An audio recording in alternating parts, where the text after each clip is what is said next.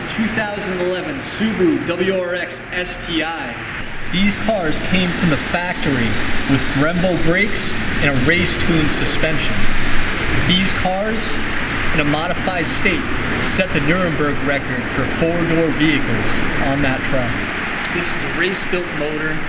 It has Manley turbo tough rods, Wiseco-coated pistons, stock turbo for reliability. These cars are not known for their reliability, but at the end of the day, this is a fun car to drive. I've owned this car new since 2011. Since then, it's been through two motors. First one was covered by Subaru under warranty.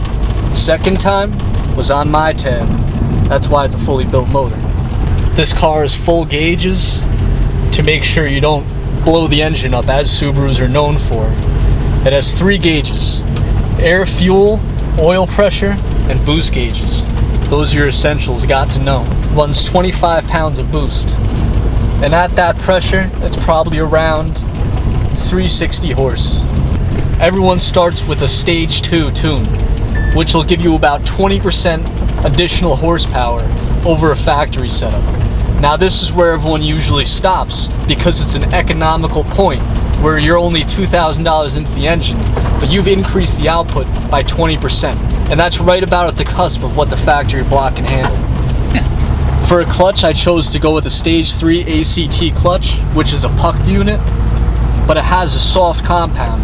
So it has a little bit of jitter to it, but it's not bad for daily driving.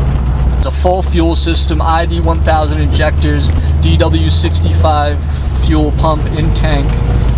This car is set up for big power. Do I want to go there yet?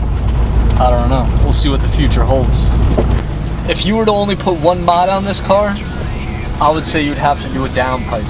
That nets you the most horsepower per dollar.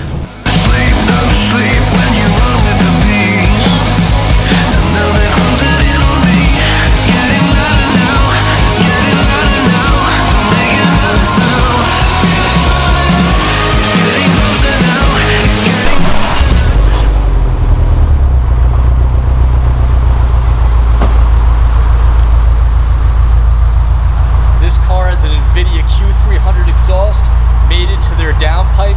It's catted for emissions purposes, but it'll still shoot fireballs.